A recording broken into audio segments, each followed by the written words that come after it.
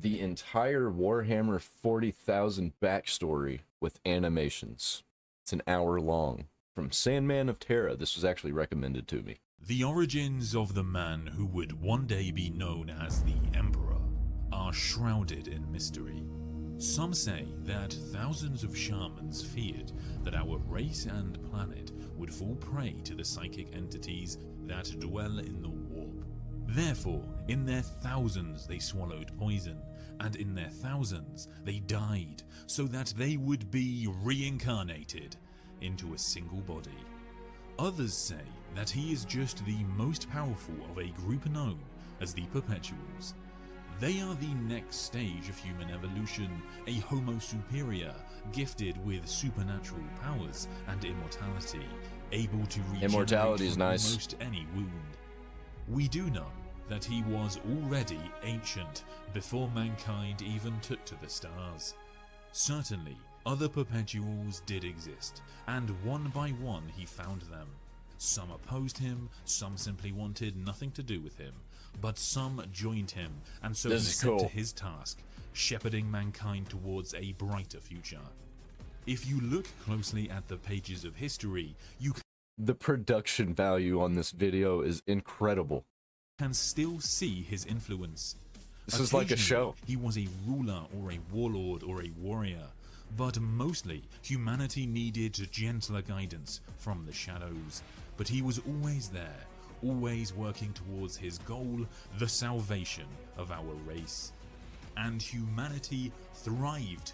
We stepped into the stars with increasing confidence and skill. We bounded forward, colonizing Mars, the solar system, and then we spread outwards into the rest of the galaxy. We struck accords with alien races where possible, but defended ourselves where necessary. That's a big bug. This interstellar empire was only attainable by the development of warp travel, a dimension of pure energy. The warp lurks beneath the skin of our reality. It is known as the Imperium, the Imperium, the Sea of Souls, and by many other names. It is both humanity's deliverance and damnation. There, all of the thoughts, emotions, ambitions, and fears of sentient... I'm pretty sure Warhammer was created to just be the coolest thing to ever exist. And it's just pure man fuel. Life forms find physical manifestation. They gather like rivulets of water, and so our dreams and nightmares formed creatures that eventually gained a rudimentary consciousness. Numbered amongst the most powerful of these beings are those referred to as the Chaos Gods. They weren't all created at once, and yet they have always existed, for the warp is unbound by the laws of time and space. There is Khorne, the god of warfare and rage, Nurgle, the god of disease and despair, Tzeentch, the god of change and sorcery, and... You're probably going to hear me say, "Oh man, that's cool," like 30 times in this video. Slaanesh, the god of pleasure and excess. They war with each other in a great game of supremacy. Rarely do they put their differences aside and work together. Whether they are actually gods is up to you to decide, but they... I can't believe I haven't gotten into Warhammer lore before, because this is crazy good. I already knew it was crazy good, but I just don't know why I didn't get into it before. Not getting into the figures. They wield unimaginable power and can exert some of it to create what is typically referred to as a demon. Despite the evils that lie within the Imperium, it presented a great opportunity, faster than light travel. We developed engines that can pierce the veil separating reality, and Gellerfields to protect us from the hostilities within the warp. Navigators are also essential. Humans with the Navigator gene are genetic mutants with a third warp eye, which gives them the unique ability to steer through warp space. Humanity was able to essentially enter this dimension in one place and exit in another. This time of expansion was the zenith of mankind's scientific knowledge. Human scientists, engineers, and inventors were our new gods. They created wonders and worked even with alien technologies. The standard template construct machines, or STCs, I'm pretty sure we know more about Warhammer history and the history of technology than we do our own actual history and technology. I think there's more written documents about Warhammer than there actually is about our world and universe. allowed human colonists That's crazy. to rapidly fashion everything that they needed to dominate new worlds from whatever natural resources That reminds me of Halo. Our tools to create and weapons to destroy were at a new height. Just as with the navigators, the human species was even genetically enhanced in some instances. Vast armies of gene-tailored troops now fought our wars. We of course dabbled in matters we should have left alone. The Men of Iron were created, sentient humanoid machines that served mankind's every need, be it administration or war. When they turned on their creators, their armies of mechanical soldiers rampaged and slaughtered. So I heard something that blew my mind, because Warhammer 40k, Warhammer 40,000. So one of two things was in my mind. It was either that it was the year 40,000 in Warhammer, or it was a timeline spanning 40,000 years. No, found out it spans millions of years, millions and millions. It's just called 40k. Probably just as a placeholder to be like, hey, this is the future, like far, far, far in the future. Unless that actually is a thing, unless there is a reason it's called Warhammer 40k. I don't know. Probably find out in this video. Or maybe I need to do a history of Warhammer video. Billions. The cybernetic revolt, as it became known, was eventually won by an alliance of galactic powers, some of whom may not have even been human. We only have scraps of information on this conflict. However, artificial intelligence, or abominable intelligence as it is known, remains outlawed to this day. It is thought that this conflict weakened humanity and was a great step on the road to our downfall. We also have information suggesting that human psykers started to appear in large numbers during this time. Psykers may appear to you as witches or wizards from ancient myth, or the very shamans mentioned in this tale. A psyker can touch upon the warp with their mind, channeling its energies to reshape reality. Some can conjure fire, glean instances of the future, or any number of abilities. Though not all are malevolent, rogue psykers have been known to claim godhood over entire worlds. Additionally, whereas all souls burn like candles amidst the tides of the warp, a psyker's burns like a lantern. Demonic entities are drawn to them. They circle like predators looking for a weakness, and can even possess unprotected psykers. Unchecked, these beings presented a massive danger to entire systems. We were reeling from the cybernetic revolt, dealing with... And just every turn, there's nothing good. Like, yeah, you might have, like, legit a minute of peace, and then everything goes to shit. You'll be hanging out in your, like, base, because everything's always at war. But your military base, and you'll be like, I'm gonna chill here. I'm gonna check out this hammer. And then you're under attack. It's been a minute. With anarchy caused by rising psyker numbers, and perilous warp storms rose to block off travel and trade. Hunger and starvation followed. Terrible wars broke out as warlords tried to carve out their piece of the galaxy. Some worlds were entirely isolated and over the millennia devolved into primitive societies. This period is often referred to as the Dark Age of technology, but not necessarily because of its brutality or wickedness, but because so little in terms of its technology or records has survived. Much of our economic strength and political unity was gone. The aptly named Age of Strife was upon us. Post-apocalyptic barbarism rose even on the Earth itself, which had previously been a jewel, a shining hub of the powerful human civilization. My favorite architecture art, stuff like this. It's like the solar punk. Solar punk's badass to me. But I don't feel like it lasts very long in Warhammer. Humanity's homeworld, now known as Terra, Yeah. was in the grip of war as techno-barbarians battled Of course it with is. gene-enhanced soldiers. Our full destructive capabilities were unleashed. Billions died, and even the last of the oceans boiled away. And then, in humanity's darkest hour, a shining figure emerged. After millennia of lying in the shadows, he had seen the vulnerability of humanity and the threats that are trying or will one day come to extinguish our light.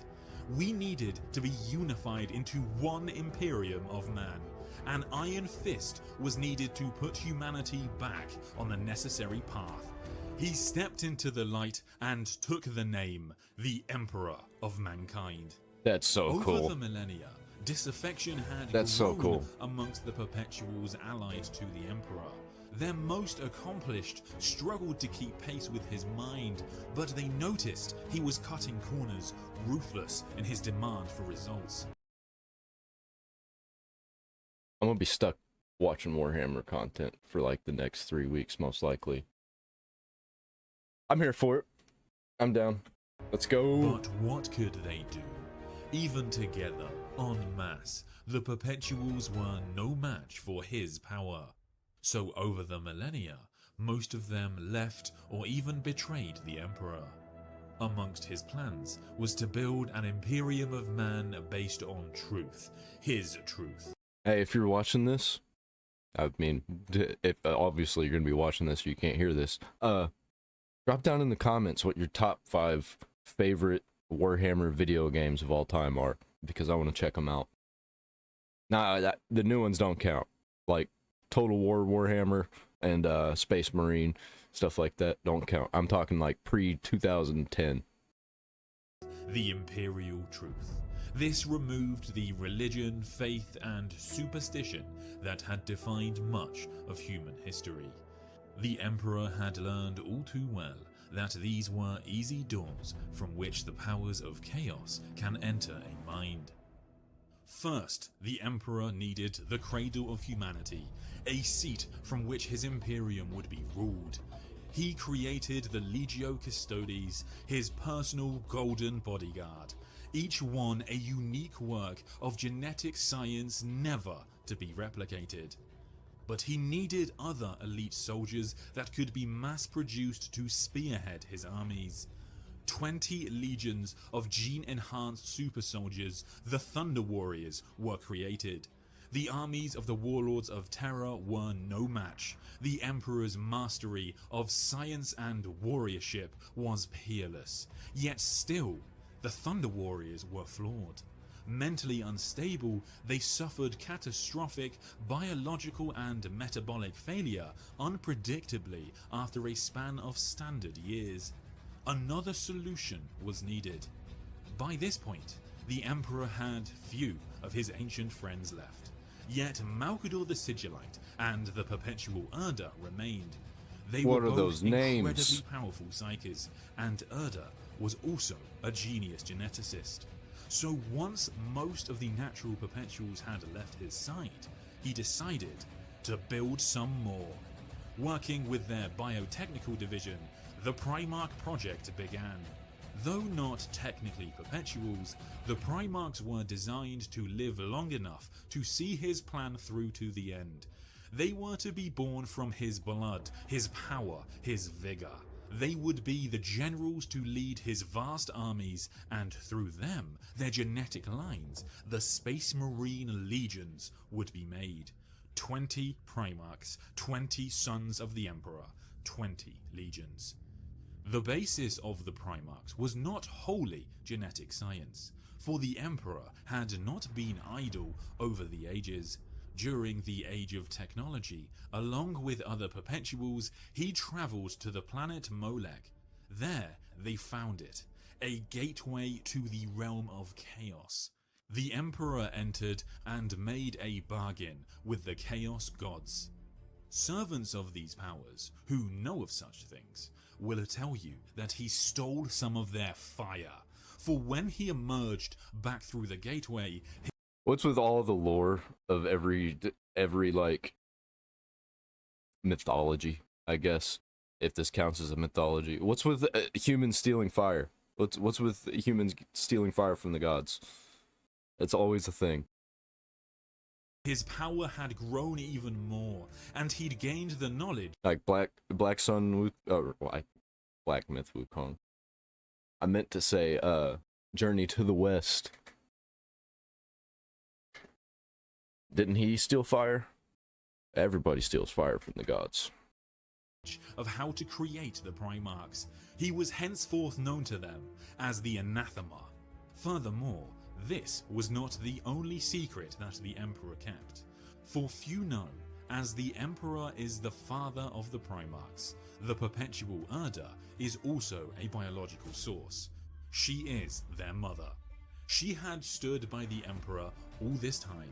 She believed in their mission, even the roles of her sons, incredible warriors and generals though they would become. It was necessary to combat the forces that worked against humanity. But it wasn't until after they were born that she learned the true extent of his ambition, the ruthlessness of it. He sought to supplant the natural flow of life with an artificial version of the perpetuals that trampled ethics, morality, and wise prudence. He would use their sons to bend humanity to his will. Those that would not bend would break. Were we talking about the Emperor Man here? I was under the assumption that the Emperor Man was a good guy working for humanity. That don't sound like a good thing. There are many and conflicting accounts of what happened next. Some say it was the sheer power of the Chaos Gods, furious at the Emperor's betrayal. Some say a causal loop was created by powers working against the Emperor in the future. But according to Urda, it was her. Understand, she loved her sons dearly and sought to spare them from his terrible ambition. She conjured a great warp vortex in the laboratory.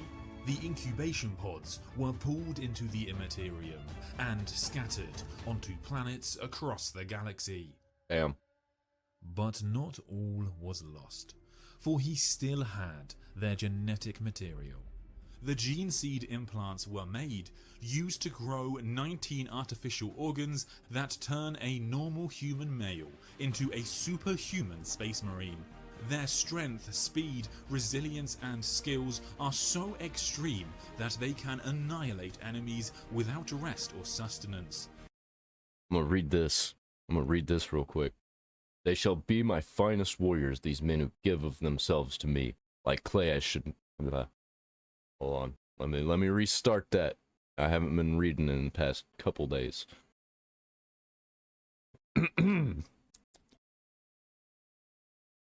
They shall be my finest warriors, these men who give of themselves to me. Like clay I shall mold them, and in the furnace of war forge them. They will be of iron, will, and steely muscle. In great armor shall I clad them, and with the mightiest guns will they be armed. They will be untouched by plague or disease. No sickness will blight them. They will have tactics, strategies, and machines so that no foe can best them in battle. They are my bulwark against the terror. Don't know how to pronounce that word. They are the defenders of humanity. They are my space marines, and they shall know no fear. The Emperor of mankind. Towering above mere mortals, they have many abilities, surviving underwater, spitting acid, healing at an incredible rate. Even the void of space is not necessarily a death sentence. Recruits are subjected to psycho-indoctrination and conditioning. Their humanity is sacrificed, but their resolve is strengthened, honing them into dedicated and merciless warriors. The Thunder Warriors, for their part, were purged, their usefulness fulfilled, their worth surpassed. But finally... What, they just straight up killed them all? They're like, well, you're useless now. Die. As well as Sounds about right. Luna were under the Emperor's rule, and so he set his eyes upon Mars. The Red Planet had suffered greatly through the Age of Strife, and terrible breaches had formed between Mars and Terra. A religion of survival rose up. The cult Mechanicus was dedicated to the machine god. When the Emperor came, he demonstrated his power by repairing a colossal war engine with but a single touch. Henceforth, he was commonly seen as the Omnissiah, the earthly representative of the machine god. The Treaty of Olympus was signed, unifying Mars with the machine god. Okay. fledgling Imperium. The Emperor agreed not to interfere in the Mechanicum and allowed them to continue their beliefs. In exchange, they and their Forge Worlds would produce and manufacture the wide amount That thing is huge. of weapons, ships, and other tools for the Imperium. The Eldar, or Eldari, are an ancient race. I've heard of these. Their empire spanned 60 I heard of these people from my last video that I watched. million years. Such was their mastery of technology that their lives were spent indulging in decadence and pleasure, their every whim satisfied. They are exceptionally psychic beings, and so amidst the swirling energies of the Imperium, the depravity of the Eldar formed a consciousness. The Chaos God Slanesh was born, and born violently. The cataclysmic explosion in the heart of the Eldar realm annihilated billions. Only a small number of Eldar survived, those who were in places the apocalypse could not reach. The Eldar civilization was nearly all destroyed, the spirits of the slain devoured by Slanesh.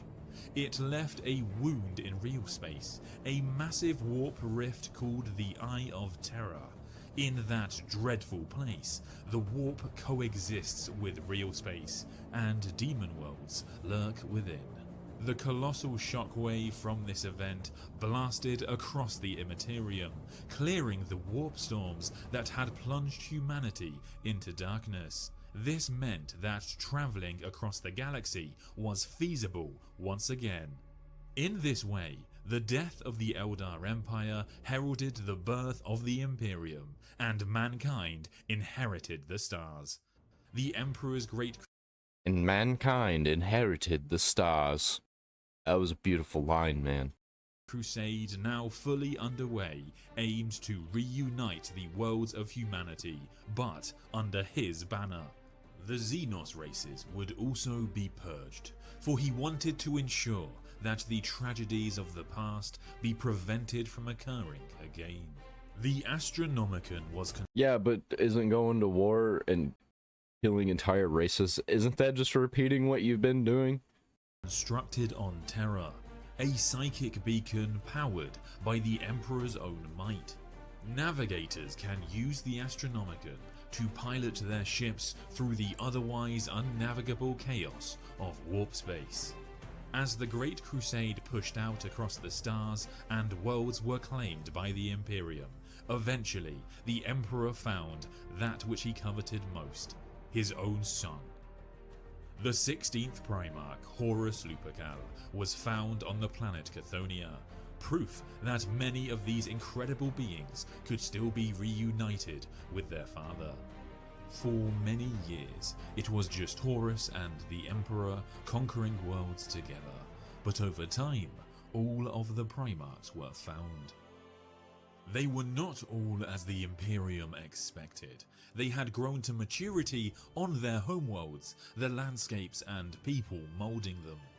Naturally, they seemed as demigods to the local populaces, and many rose to become great rulers, but some were forced to eke out a life of pain and turmoil. Yet, of course, after reuniting with their son, like, bro, do you not realize you live in Warhammer? Like, what are you doing in the Warhammer universe? You shouldn't be there. these Fucking awful. ultimate generals brought the word of the Emperor to the corners of the galaxy. Worlds who would not willingly join the Imperium of Man were brought into compliance by harsher means. far beyond even the Space Marines. Their powers and abilities rivaled those of the Emperor himself. Furthermore, no two were alike, each one an embodiment of a different facet of their father's character, and the legions each developed their own preferences for warfare. They truly were magnificent. Unfortunately, the history of the Imperium recounts the titles of only 18 legions, yet 20 Primarchs were created. The fates of the 2nd and 11th legions are entirely unknown. The Emperor had their records and statues destroyed.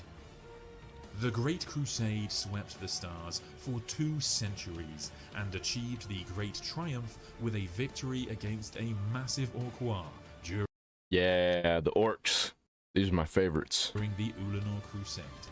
After this victory, the Emperor announced that he was going to return to Terra. There was a secret project to undertake. However, the Great Crusade needed to continue.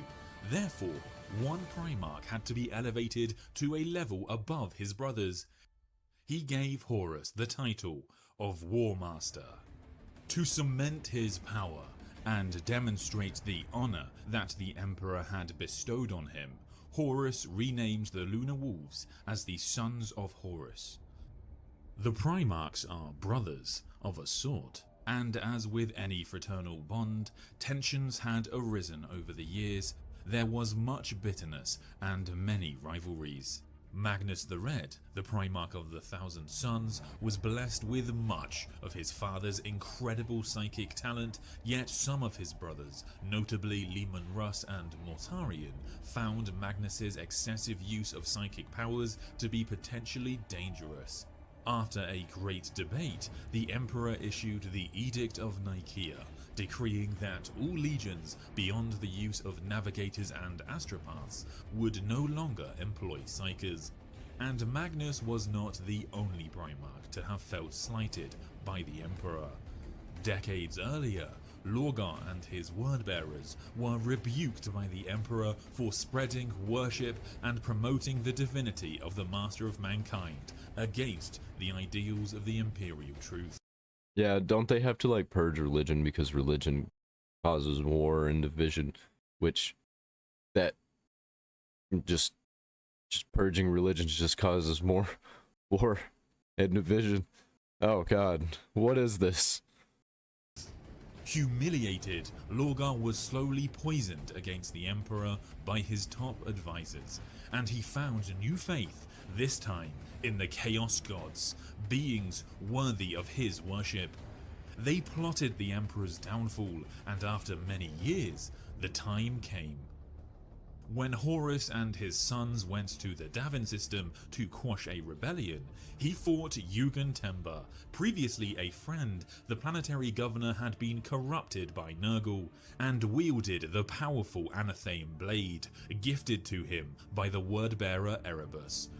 Though Horus defeated his old friend, Temba had managed to inflict a devastating wound on the Primarch. It was resistant to their medicine, so, under the advisement of Erebus, the Sons of Horus sought help from the priests of Davin's Serpent Lodge. They enveloped Horus in a chaos ritual, and Horus's spirit was shown visions by the Chaos Gods. He saw lies and half-truths. The Emperor had deceived his sons, utilized the warp to craft the Primarchs, and then banned its usage. He had abandoned the Great Crusade. He had abandoned the Thunder Warriors. What would happen to Horus and his sons when the Great Crusade was over? Most damning of all, perhaps the Emperor was attempting to ascend to godhood himself. Magnus had foreseen this and projected his mind into the vision, where he begged his brother not to give in to the temptations of chaos. But it was not enough. The Chaos Gods offered Horus power, and he grasped it. They healed his wound, and Horus returned, now their champion. None the wiser. Through all of That's this, so cool. the Emperor was working on a most important task. The Age of Darkness, bro. We've already been through like 2 Dark Ages. The Webway Project. The Webway, also known as the Labyrinth Dimension, is an extra-dimensional space partitioned off from the Imperium, created by an ancient and long-gone race known only as the Old Ones. It is I have used heard by of that. the Eldar for faster-than-light travel. It is far more efficient than warp travel, and, most importantly, bypasses the depredations of chaos. Using a powerful device, the Golden Throne, to access the Webway, he sought to remove humanity's reliance on warp travel, depriving chaos of its power. Humanity's ascendancy on the galactic stage would then be assured. However, Magnus the Red was about to do something, maybe, perhaps, a little bit wrong. Seeking to warn the Emperor, psychically, he projected himself through the warp into the Webway to Terra, right past the wards that the Emperor had constructed to keep the Imperial Palace safe. Things took a turn for the worse quickly. The As they initial do. explosion and the following wars to keep demons from overwhelming Terra killed thousands. Henceforth, the Golden Throne would become the Emperor's prison, as his immense power was required to prevent demons from flooding into Terra. Not only was Magnus's warning So that's how he was up there on the throne. not heeded, but Leman Russ was dispatched to bring him to justice. After Horus Space manipulated Wolves. the orders, the Space Wolves fell upon Prospero with a righteous fury, in a show of irony that still makes the denizens of the warp laugh with glee. The Primarch, who tried to warn the Emperor of Horus's betrayal, succumbed to chaos, used sorcery to spirit himself and what remained of his sons away. Now, in service to Zeech, Magnus would eventually come to serve behind Horus. The War Master needed many allies amongst his brothers. Mortarion, Angron, and Fulgrim joined the War Master and purged the loyalist elements from their ranks. A ship escaped, however, and brought word of Horus's treachery to the Emperor, who agonized at the betrayal of his sons. Horus had ensured that some of his brothers would be bogged down in wars across the galaxy. The wars just never stop, man. It's just always ongoing. Even when you're sitting there, you're like, oh, war's coming. War's coming. And would not be able to respond in time. But still, the Emperor had 7 full legions muster and advance on the traitors. Hey man, I'm just gonna use this moment right here that I paused to advertise my PayPal down there in the description. If you want to help this channel grow, be awesome. On Istvan V, the first wave of Ferrus Manus, Vulcan, and Corvus Corax led their legions against the traitors with a righteous fury. The second wave dropped in behind them, and then it happened. It was revealed that the entire second wave of Conrad Kurz, Perturabo, Alfarius, and of course Lorgar had already thrown in. Of course, with the War Lorgar. Master.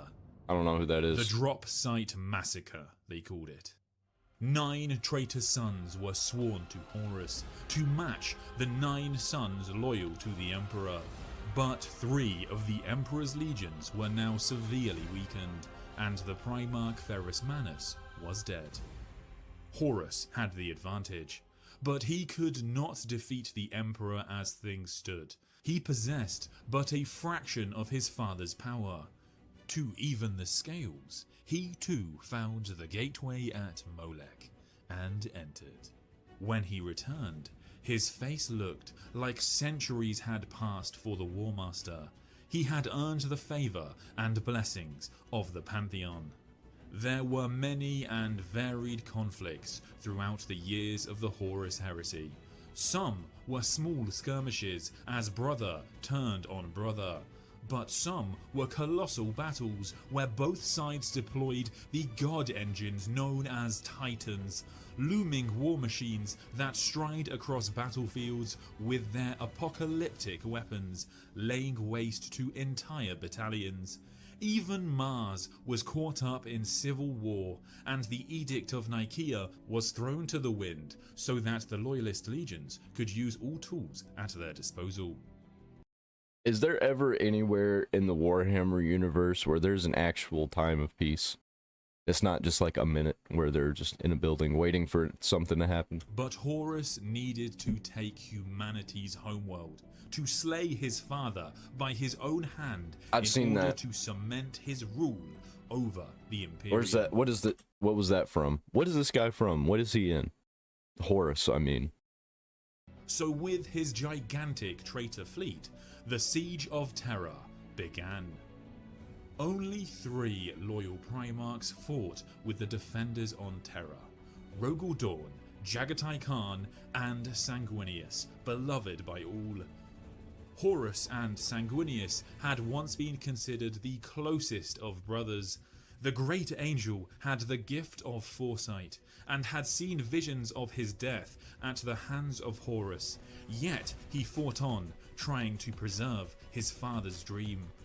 Secretly, however, hidden within the Imperial Palace, Vulcan was also there to defend the Master of Mankind himself, and he stood ready, with a dead man's switch that would destroy Terra should Horus prevail, denying chaos the world.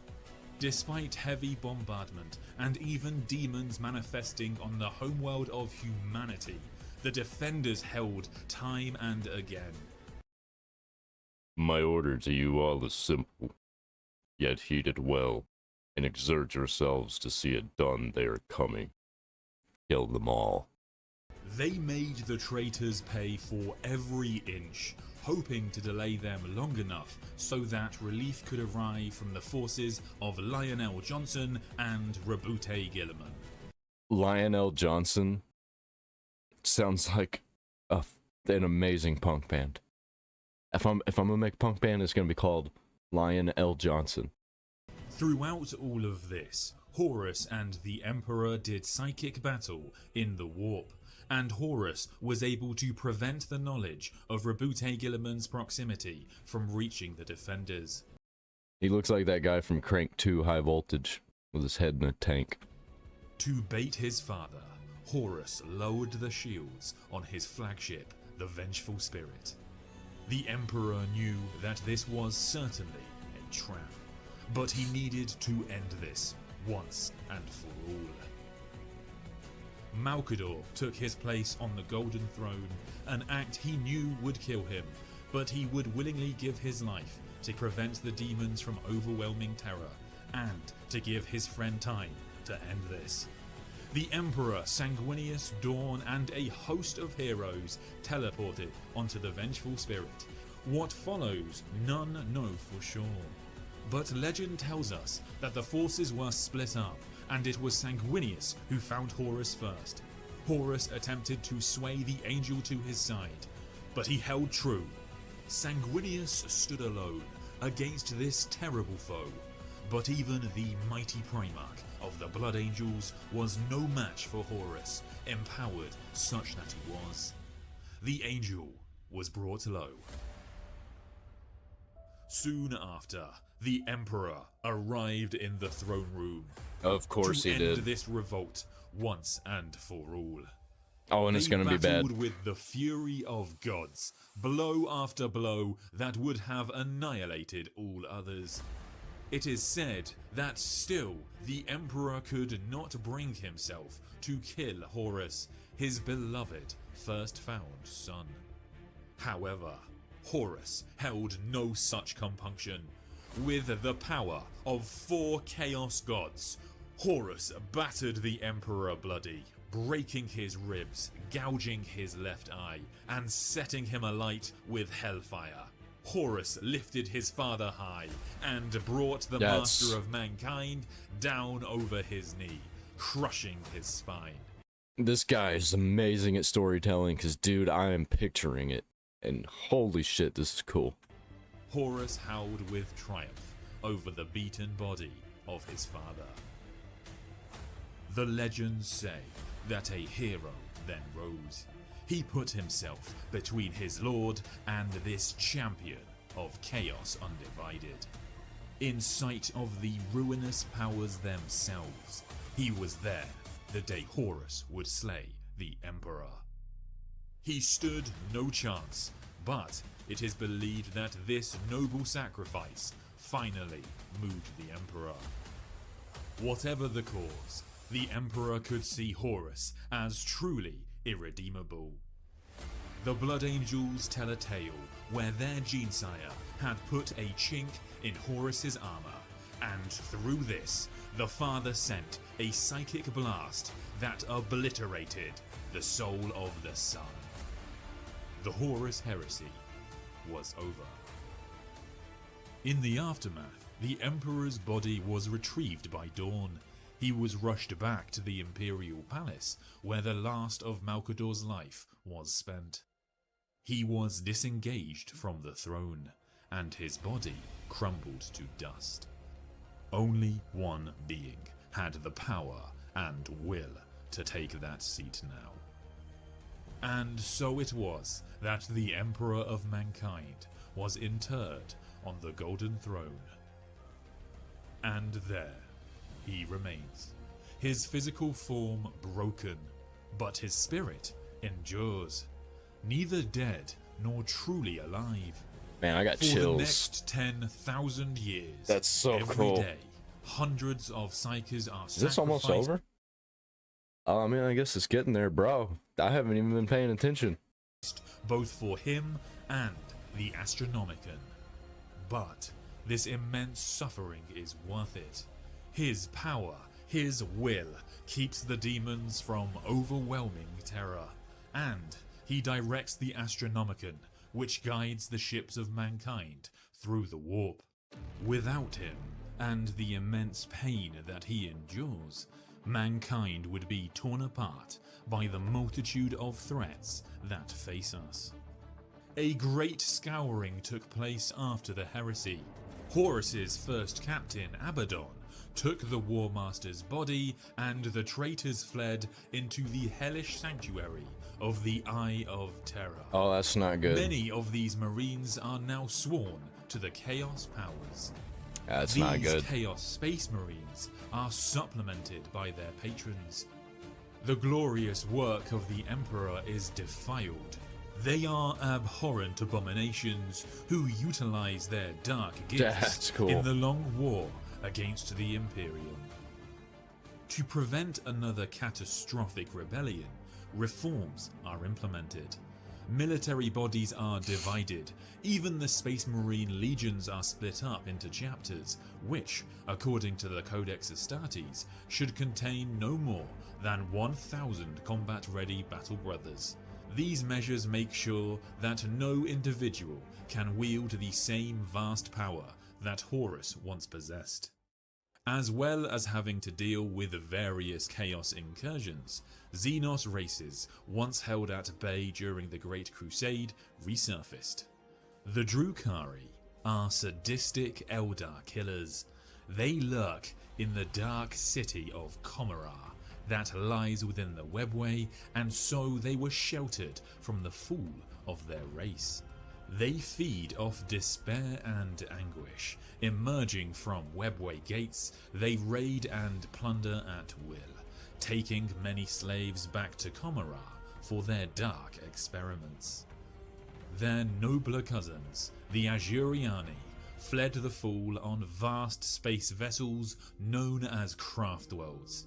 Their immense psychic power and technology allows them to minimize their losses, for they cling to survival by a thread. War hosts only engage after the reading of the Skeins of Fate and lengthy debates by councils of Farseers, warlocks, and senior military leaders. Don't be fooled by their barbaric nature. The Orcs pose a formidable threat. They thrive on battle and mayhem. Orcs are my favorite in the Warhammer universe, just because they're dumb, and they're happy in a weird, like, maniacal way, or they're crazy. Basically, they're happy in a crazy way. They're carefree and they love war. The infighting amongst the many competitive and violent warbands, tribes and clans is thought by some to be the only reason that they have not conquered the galaxy. For when enough orcs unite under a powerful war boss, the resulting war is nearly unstoppable.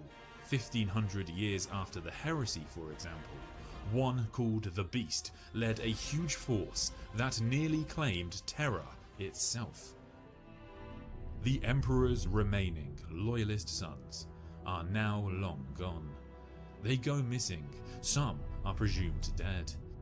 Only one lives, and barely. Rabute Gilliman of the Ultramarines had his neck cut by the poisoned blade of his brother Fulgrim after the heresy. He was put in stasis on the edge of death. He sits as static as his father, but a morbid symbol of the age of Primarchs, of the time when the Emperor strode the galaxy. Dude. As for those fallen sons, 6 traitor Primarchs persist. They have ascended to demonhood, bound to their patron gods in eternal servitude, but wielding almost godlike powers. Time and again, She had some crazy nipples. they bring calamity down on the worlds of the Imperium. And so who is left to run the Imperium? The High Lords of Terra now wield incredible power. Beneath them, bureaucrats. The Adeptus The Terra fucking organize bureaucrats. the Imperium. Systems that call for aid sometimes don't see a response for decades, by which time they've already fallen to invaders or turned from the Emperor's light themselves. Worlds are generally permitted to rule as they see fit, so long as they pay their tithes, such as the military manpower for the Astra Militara. The regiments of the Imperial Guard are the flesh and bone shield for the Emperor's realm. This documentary we got going here is just as cool as the Warhammer itself. I love this. They may not have genetic enhancement or technological superiority, but they do have their overwhelming weight of numbers and enough artillery, mechanized support, Warhammer and Demetrius to fill the air with apocalyptic levels of firepower. Such immense military might is at the beck and call of the shadowy organization of the Inquisition. Inquisitors are able to requisition whatever military assets that they require for their mission, that mission being the survival of the Imperium. Inquisitors act with the authority of the Emperor's own hand. To deny them is death. They will deal it out mercilessly and even unleash the ultimate sanction of exterminatus upon worlds that they consider lost. Over the millennia, many times, the Imperium expands, shrinks, is split, then stitched back together. Imperial forces, and in particular the Adeptus Mechanicus of Mars, will go to any lengths to recover an STC, lost knowledge from the Dark Age. But humanity stagnates in many ways. Superstition is abound, and the fear of abominable intelligence is still great. This is one of the reasons that the reclusive leagues of Votan keep their Votan ancestor cores secret from outsiders. These ancient thinking machines provide them with wisdom, and other sapient machines, the Ironkin, are even integrated into the species society as equals. The Kin are an abhuman clone race of expert miners, traders, and warriors that live amid the extreme worlds of the galactic core. Tough in body, mind, and bravery, they use their highly advanced technologies to take what they need and ensure that they do not dishonor their ancestors. Truly, The great irony of the Imperium today is that the Emperor, a man who decreed that there are no gods, is worshipped as one himself by most of humanity. The imperial cult is pervasive and worships the God Emperor, who guides and watches over us all. Defiance of the official state church, the ecclesiarchy, is met with resolute severity and merciless purges. The lessons, Of course, as you do in this Warhammer universe. of the Great Crusade are forgotten for most. Even some of the Space Marine chapters deify the master of mankind. Warriors of faith, such as the Adepta Sororitas, would gladly martyr themselves for their holy missions. The Sisters of Battle advance with the Holy Trinity of Boltgun, Melter, and Flamer, and ever their prayers ring out for the God Emperor. Crazier still, it works. Time and again, soldiers report miracles on the battlefield. Devout believers find themselves surviving against overwhelming odds, guided by his Got a cornflower on her face. Is that what that is? The Saints Row symbol? golden light. The She is phrase, the Third Street Emperor Saint. protects, is given new meaning. More Xenos threats arise to challenge humanity's rule. Like the Tau, a young but technologically confident race intent on carving out their own empire. They are They look like guided water by people. the ethereals and their philosophy of the I mean people from the water, not like people from Missouri, who people call water people because they drink the water. greater good, and so their armies of fire warriors and alien allies aim to bring their hope and enlightenment to the darkness of bleak stars.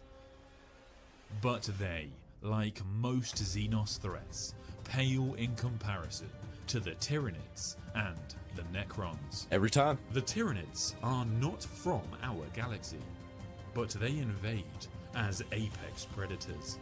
The Great Devourer's technology is purely biological engineering, and the Hive Fleets can adapt at a terrifying rate. The entire race is directed by a single hive mind. It seeks to consume all forms of genetic and biological material. The Tyranids strike us from within also. Gene stealers can infiltrate societies. They infect the mind, body, and soul. Gene stealer cults have abhorrent human gene stealer hybrids that wait for the glorious day They're gene stealer cults. That explains where all my pants have gone. when they can begin their uprising. Millions of years before our time, the Necrontyr were suffering greatly from the solar winds and radiation storms of their planet. As they spread out across the stars, their unity eroded until eventually the ruling council, the Triarch, decided a common enemy was needed. The Treyarch. For this, they chose the mighty race, They make the new Call of Duty. Better be good, motherfucker. It's gonna be war. the Old Ones. But the Necrontyr were seriously outmatched during this conflict, which became known as the War in Heaven. We believe that it was during the reign of Zarek, the Silent King, that the Catan first came to them with aid. These star gods shared their hatred of the Old Ones, and so they offered support and immortality. The Silent King accepted, and so the biotransference began. Now, technically, the Catan's offer of immortality was true, as the flesh bodies of the Necrontyr were no more, and the immortal living metal bodies of the Necrons now stood. Zarek saw the Catan feast on the very life essence of his people, and the depth of his mistake was made clear. So I need to find out where this dude gets his music. he bid his time. It is believed that during the War in Heaven, the Old Ones created the younger races for allies, which included the races that would one day become the Eldari, the Orcs, and perhaps even humanity. After the war was won, and the Old Ones were defeated, Zarek led his warriors in revolt. The unimaginable energy weapons of the Necrons sundered the Catan into shards. With revenge achieved, the Silent King departed our galaxy, but not before commanding his people to enter stasis within their tomb worlds. He then destroyed the command protocols that granted him control of the people that he had failed. Most Necrons remain dull-witted creatures with little memory of the individual that they once were, but the Necron Lords and Overlords retain all of the They remind me of Bionicle. They like Metro Nui. drives, obsessions, and personality that they once possessed. For 60 million years, they slumbered, but now That's a lot they of years. rise once more, and the Silent King has returned. They seek to reclaim their lost empire, eradicating all life in their path with technology that does not obey the laws of physics and an inexorable determination. But make no mistake, the Of true course, archenemy there's always of gonna the be somebody Imperium stronger of and Man better. remains chaos. Their forces are often in disarray, but one has risen to unite them. Horus's first captain Abaddon has claimed the mantle of War Horus was weak. What do you mean? It Master. just keeps getting worse. He leads the Black Legion, and since the heresy, they have blighted the Imperium with their Black Crusades, each one accomplishing some nefarious aim of Abaddon's. They culminated at the end of the 41st millennium with the 13th Black Crusade that obliterated Cadia, a bastion of defense against chaos incursions. It was our darkest hour, and so, after 10,000 years, servants of the Emperor used advanced technologies and even aid from the Eldar to revive the Primarch Rabute Gilliman. Against all odds, they succeeded. He is the Avenging Sun, a shining beacon reborn with the mantle, nay, the burden of leadership. His Indomitus crusade pushes back against the forces of chaos, but it seems that Abaddon's planning has paid off. A great rift, the Cicatrix Maledictum, has opened, a series of warp storms that have cleaved the Imperium, the Milky Way galaxy, into two. The ensuing catastrophes claimed the lives of countless worlds, fleets, and armies. I don't know what it is about something that big, concepts that big that are just falling apart and destroying on a stellar level. It's just awesome, man. It's just so cool. It's just something in my monkey brain. It's just like explosions on the biggest scale imaginable, even beyond imagination. Monkey brain thinks that's real cool. Don't know why. Despite everything, still, the two halves of this broken empire fight on. The Emperor still continues his struggle on the Golden Throne in immeasurable pain, for only in death does duty end. Some say he has awakened, and he calls out for his lost loyal sons, and they are coming. The Thought they other were dead. living demigods of humanity will return. The enemies of mankind will meet the Emperor's mightiest servants, as once again they lead their sons and the ferocious forces of the Imperium of Man, and that will not be enough. Never I'm is. sorry if I misled you, but this was never a story of humanity's triumph over darkness. The forces that attack this bloated, rotting carcass of an empire are too great. Whether by technological superiority, weight of numbers, or sheer malice, the Imperium will fall. And that is why we must fight. For humankind refuses to go quietly into another race's history books. We will make them pay for every inch of our galaxy that they claim, and unleash upon them such fire I got and chills fury again. that the next time a force assembles to take this realm, they will shudder at the scars left upon it by humanity. For in the grim darkness of the far future, there is only war. Oh yeah. Yeah, I'm definitely gonna watch some more Warhammer stuff. I'm gonna take a break from it for tomorrow. Tomorrow I've got the World at War 1973. Warhammer, man. Who came up with this? I'm gonna look up the history of it. That's gonna be the next Warhammer video, so look forward to that in a couple days. Definitely gonna give a like and a subscribe.